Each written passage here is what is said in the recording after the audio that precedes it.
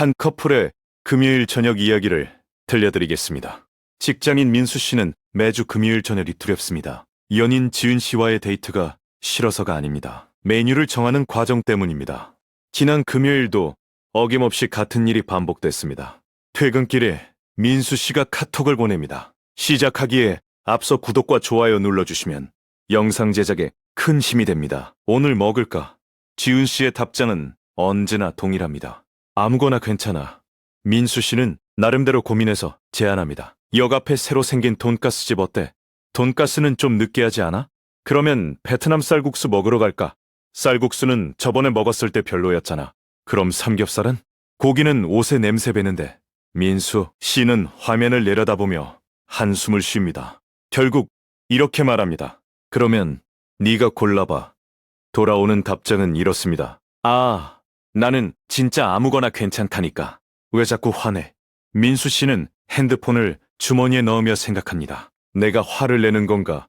아니면 이 상황 자체가 나를 지치게 만드는 건가? 매주 반복되는 이 패턴이 사소해 보이지만 요즘 민수 씨는 금요일 저녁이라는 단어만 들어도 묘한 피로감을 느낍니다. 심지어 요즘은 뭐 먹을까?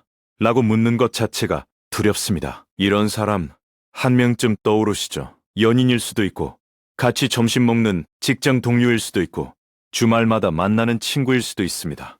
아무거나라고 분명히 말해놓고 막상 선택지를 제시하면 하나씩 전부 거절하는 사람. 선택을 양보하는 것 같으면서도 결국 최종 결정권은 자기가 쥐고 있는 사람. 오늘은 이 유형의 사람에 대해 심리학적으로 깊이 파헤쳐 보겠습니다. 이들의 뇌 안에서 실제로 무슨 일이 벌어지고 있는지, 이 행동이 단순한 습관인지 아니면 어린 시절부터 형성된 뿌리 깊은 패턴인지, 이 유형의 사람과 관계를 유지하면서 흔히 저지르게 되는 실수는 무엇인지, 그리고 갈등 없이 현명하게 대처하는 구체적인 대화법까지 모두 다뤄보겠습니다. 끝까지 시청하시면 이 유형의 사람이 다르게 보이기 시작하실 겁니다. 먼저 이 유형의 행동 패턴을 좀 더 선명하게 정리해 보겠습니다. 주변에서 이 유형을 관찰해보면 몇 가지 뚜렷한 공통점이 보입니다. 첫째, 선택의 순간마다 아무거나, 너 하고 싶은 대로 해. 다 괜찮아. 난 상관없어. 와 같은 위임형 표현을 습관적으로 사용합니다. 둘째, 상대방이 실제로 결정을 내리면 그때서야 자기 선호를 드러내는데 그것이 대부분 거절의 형태로 나타납니다. 그건 별로, 그건 어제 먹었는데 거기는 좀 멀지 않아? 처럼 소극적 거부를 반복합니다. 셋째, 자기가 원하는 것이 구체적으로 무엇인지 직접적으로 말하는 경우는 극히 드물고 상대방의 제안을 하나씩 지워나가는 속어법으로만 의사를 표현합니다. 넷째, 이 과정에서 상대방이 짜증을 내거나 불만을 표시하면 나는 진짜 아무거나 괜찮다고 했잖아. 왜 나한테 화를 내는 건데라며 오히려 자신이 억울한 입장을 취합니다. 이 네 가지 패턴이 특정 상황에서만 가끔 나타나는 것이 아니라 반복적으로 관철된다면 그것은 단순히 그날의 기분 문제가 아닙니다.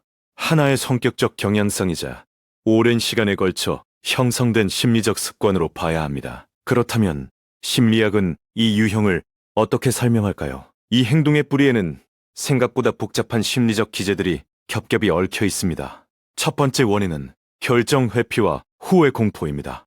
심리학에서는 결정을 내리는 행위 자체를 스트레스로 느끼는 사람들이 있다는 것을 오래전부터 연구해왔습니다. 이 성향이 강한 사람에게 선택이란 곧 책임을 떠안는 것과 같습니다.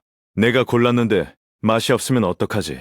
내가 제안했는데 상대방이 실망하면 어떡하지 하는 걱정이 선택의 순간마다 자동으로 작동합니다. 심리학에서는 이것을 후회 회피 동기라고 부릅니다. 연구에 따르면 인간은 자신이 능동적으로 내린 결정이 나쁜 결과를 초래했을 때 느끼는 후회가 타인의 결정을 수동적으로 따랐을 때 느끼는 후회보다 심리적으로 약 2배 이상 강렬하다고 합니다. 비유를 들어보겠습니다. 주식 투자를 할 때 내가 직접 골라서 산 종목이 폭락하면 자책이 극심하지만 누군가의 추천을 따라서 산 종목이 폭락하면 내 탓은 아니지라며 심리적 방어가 가능한 것과 같은 원리입니다. 아무거나 라고 말하는 순간 이 사람은 선택의 공을 상대방에게 넘김으로써 후회라는 심리적 위험에서 자신을 보호하고 있는 것입니다. 두 번째 원인은 이 유형의 가장 흥미롭고도 핵심적인 특성인 수동적 통제 욕구입니다. 겉으로 보면 아무거나 괜찮아 라고 양보하는 것처럼 보입니다. 그런데 실제 역학관계를 자세히 들여다보면 정반대입니다.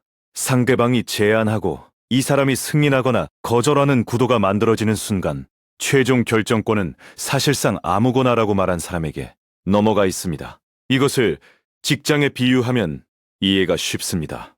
팀원이 밤새워 기획안을 만들어서 가져오면 상사가 이건 좀 아닌데라며 한마디로 반려하는 구도와 놀랍도록 비슷합니다. 기획안을 만드는 쪽은 시간과 에너지를 쏟아야 하고 반려하는 쪽은 별다른 노력 없이 결정을 뒤집을 수 있는 권한을 가집니다. 아무거나 라고 말하는 사람은 의식하든 의식하지 못하든 관계 안에서 이런 비대칭적 권력 구조를 반복적으로 만들어내고 있는 것입니다. 물론 이것이 악의적인 의도에서 비롯되는 경우는 드뭅니다. 대부분은 본인도 자기가 이런 역학을 만들고 있다는 사실 자체를 인식하지 못합니다. 세 번째 원인은 가장 근본적인 뿌리에 해당합니다. 바로 성장 과정에서 형성된 자기 표현 억제 습관입니다. 이 부분은 애착 이론과 깊이 연결됩니다. 어린 시절 가정 환경을 떠올려 보십시오. 어떤 아이가 나 이거 먹고 싶어라고 말했을 때 양육자가 그래 그거 먹자 라고 수용해주면 아이는 자기 욕구를 표현하는 것이 안전하다는 것을 학습합니다. 그런데 만약 시끄러워 어른이 정하는 거야. 넌 맨날 왜 그러니? 됐고 그냥 이거 먹으라는 반응을 반복적으로 경험한 아이는 전혀 다른 것을 학습합니다. 내 의견은 중요하지 않다. 내가 원하는 것을 말하면 거부당하거나 비난받을 수 있다.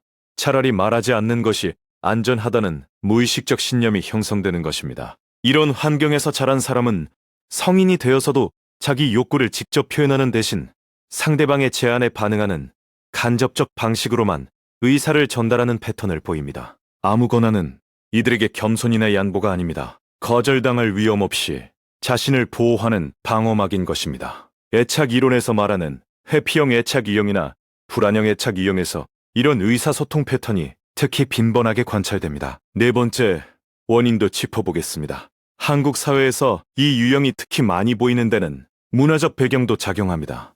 한국 사회에는 자기 의견을 강하게 주장하는 것보다 상대방에게 맞추는 것을 미덕으로 여기는 문화가 있습니다. 내가 이걸 먹고 싶어 라고 직접적으로 말하면 혹시 이기적으로 보이지 않을까, 상대방이 부담을 느끼지 않을까 하는 걱정이 작동합니다. 그래서 일단 아무거나로 겸손한 포지션을 취합니다. 하지만 실제로는 내면에 은근한 선호가 존재하기 때문에 원치 않는 메뉴가 제안되면 솔직한 거부 반응이 무의식적으로 튀어나오는 것입니다. 이것은 배려의 문화와 개인적 욕구 사이에서 발생하는 일종의 내적 충돌입니다. 본인은 배려하고 있다고 생각하지만 상대방은 오히려 더 큰 부담을 떠안게 되는 역설적 상황이 벌어지는 것입니다.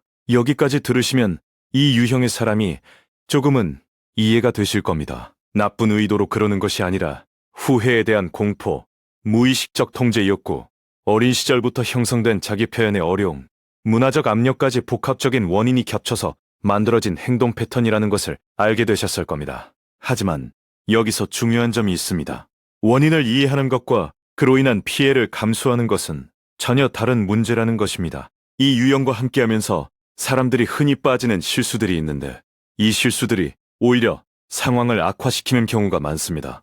첫 번째 흔한 실수는 그냥 내가 다 정하지 뭐라며 모든 결정을 떠안는 것입니다. 상대방이 매번 아무거나라고 하니까 아예 결정 담당자 역할을 자처하는 것입니다. 단기적으로는 갈등이 줄어드는 것처럼 보입니다. 하지만 장기적으로 보면 관계에서 정서적 노동의 불균형이 점점 심화됩니다. 매번 메뉴를 조사하고 제안하고 거절당하고 다시 고르는 이 모든 과정의 에너지를 한쪽이 도맡게 됩니다. 심리학에서는 이것을 보이지 않는 정서 노동이라고 합니다. 이 피로가 누적되면 어느 날 갑자기 나는 항상 네 눈치 보면서 고르는데 넌 맨날 아무거나라고만 하잖아 라는 감정 폭발로 이어질 수 있습니다. 그리고 그때 상대방은 진심으로 이해하지 못합니다. 자기는 양보한 건데 왜 화를 내는지 모르는 것입니다. 이 인식의 괴리가 관계를 더 힘들게 만듭니다. 두 번째 흔한 실수는 상대방을 다그치거나 몰아붙이는 것입니다. 아무거나라면서 왜 다 싫다는 거야? 한 번만 네가 직접 골라봐 라고 압박하는 것입니다. 앞서 설명했듯이 이 유형의 사람은 자기 표현에 대한 깊은 불안이 깔려있는 경우가 많습니다. 이 상태에서 다그침을 받으면 불안이 더 커져서 오히려 더 움츠러들게 됩니다. 몰라. 진짜 아무거나 먹어. 네가 알아서 해. 라는 더 강한 회피 반응이 나오게 되고 결국 양쪽 모두 감정이 상한 채로 식사 자리에 앉게 됩니다. 다그치면 다그칠수록 상대방의 입은 더 다친다는 것을 기억하셔야 합니다. 세 번째 흔한 실수는 상대방의 거절을 나에 대한 부정으로 받아들이는 것입니다. 내가 고른 건 맨날 다 싫다는 거지. 내 취향이 그렇게 별로야라고 해석하는 것입니다. 그런데 이 유형의 거절은 여러분의 취향을 공격하는 것이 아닙니다. 이 사람은 자기 안에 있는 모호한 선호의 윤곽을 상대방의 제안을 거울 삼아 탐색하고 있는 것일 뿐입니다. 김치찌개를 거절하는 순간 그러면 뜨거운 건 아니고 좀 가볍고 시원한 거? 라는 식으로 자기 안의 선호가 조금씩 형태를 갖춰가는 과정인 것입니다. 이것을 개인적 공격으로 해석하면 불필요한 감정 싸움으로 번지게 됩니다. 그렇다면 이 유형과 실제로 어떻게 소통해야 할까요? 전문가들이 코안한 실전 대처 전략 4가지를 구체적인 대화 예시와 함께 알려드리겠습니다. 첫 번째 전략은 열린 질문을 닫힌 질문으로 바꾸기입니다. 뭐 먹을래? 는 수천 가지 답이 가능한 열린 질문입니다. 이것을 2가지 선택지로 좁혀서 질문하십시오. 예를 들어 이렇게 말할 수 있습니다. 오늘 따뜻한 거 먹을까? 시원한 거 먹을까? 상대방이 따뜻한 거라고 답하면 한 단계 더 좁힙니다. 그러면 국물 있는 거랑 국물 없는 거 중에 뭐가 나아? 국물 있는 거, 김치찌개랑 된장찌개 중에 골라. 이렇게 3단계만 거치면 메뉴가 정해집니다. 이 방법이 효과적인 이유는 수천 개의 선택지 중 하나를 고르는 것과 2개 중 하나를 고르는 것은 뇌에게 완전히 다른 수준의 과제이기 때문입니다. 결정 피로가 현저히 줄어들어 상대방도 부담 없이 선택에 참여할 수 있게 됩니다. 2번째 전략은 거부를 자원으로 활용하기입니다. 이 유형의 사람이 잘하는 것이 무엇이냐면 바로 거절입니다. 그렇다면 그 능력을 역으로 활용하면 됩니다. 먹고 싶은 거 말고 오늘 절대 먹기 싫은 것만 2가지 말해줘 라고 질문의 방향을 뒤집는 것입니다. 상대방이 매운 건 싫고 중국 음식은 빼줘라고 하면 나머지 범위 안에서 여러분이 결정하면 됩니다. 이렇게 하면 상대방도 의사표현에 참여한 셈이 되고 여러분도 제안할 때마다 거절당하는 소모적 과정을 피할 수 있습니다. 거부를 적이 아니라 정보로 활용하는 것입니다. 3번째 전략은 감정을 행동과 분리해서 전달하기입니다. 이 유형과의 갈등이 반복될 때 상대방의 행동 자체를 비난하면 방어벽이 올라갑니다. 대신 여러분의 감정을 중심으로 전달하는 것이 효과적입니다. 구체적인 대화 스크립트를 드리겠습니다. 내가 아무거나 괜찮다고 해서 내가 골랐는데 매번 거절당하면 나는 내 제안이 계속 무시당하는 느낌이 들어서 좀 힘들어. 네가 일부러 그러는 게 아닌 건 알지만 다음부터는 먹기 싫은 것만이라도 먼저 말해주면 내가 훨씬 수월할 것 같아. 이 스크립트의 핵심은 상대방의 의도가 나쁘지 않았음을 인정하면서도 그 행동이 나에게 미치는 영향을 솔직하게 전달하고 구체적인 대안까지 제시하는 것입니다. 심리학에서 말하는 나 전달법의 원리를 활용한 것입니다. 4번째 전략은 제안자 우선권 원칙을 미리 합의하기입니다. 평소에 감정이 편안한 상태에서 간단한 규칙 하나를 정해두는 것입니다. 앞으로 메뉴를 먼저 제안한 사람의 선택을 따르자. 또는 월수금은 네가, 화목은 내가 메뉴 결정권을 가지자. 이렇게 미리 합의된 규칙이 있으면 매번 반복되는 메뉴 협상 과정이 극적으로 줄어듭니다. 중요한 것은 이 규칙을 갈등 상황 한가운데에서 제안하면 안 된다는 것입니다. 반드시 서로 기분이 좋은 평상시에 가볍고 유쾌한 분위기에서 이야기해야 상대방이 방어적으로 반응하지 않습니다. 자, 여기까지 오셨으면 한 가지만 더 말씀드리고 싶은 것이 있습니다. 혹시 이 영상을 보면서 이 유형 나인 것 같은데 라고 느끼신 분도 계실 겁니다. 만약 그렇다면 이것 하나만 기억해 주십시오. 여러분이 아무거나라고 말할 때 여러분의 의도는 상대방에게 선택의 자유를 주는 것일 수 있습니다. 하지만 상대방이 실제로 경험하는 것은 선택의 자유가 아니라 선택의 부담입니다. 거기에 거절까지 더해지면 그 부담은 무력감이 됩니다. 아무거나라는 말 대신 이렇게 말해보시는 건 어떨까요? 나 오늘 결정할 에너지가 좀 없어. 네가 골라줘. 대신 네가 뭘 고르든 따를게. 이 한마디면 충분합니다. 전자는 무성의하게 들리지만 후자는 솔직하고 신뢰가 갑니다. 같은 내용이어도 표현 방식 하나만 바꾸면 상대방의 감정은 완전히 달라집니다. 마지막으로 이것만은 꼭 드리고 싶은 이야기가 있습니다. 먹을래? 라는 질문은 사실 음식에 대한 질문이 아닌 경우가 많습니다. 그 안에는 오늘 너와 함께하는 시간을 좋게 만들고 싶다는 마음이 담겨 있습니다. 그리고 아무거나라는 대답 역시 그 사람 나름대로는 너와 함께면 뭐든 좋아 라는 뜻일 수 있습니다. 문제는 그 의도가 전달되는 과정에서 왜곡된다는 것입니다. 이 유형의 사람을 이해해 주십시오.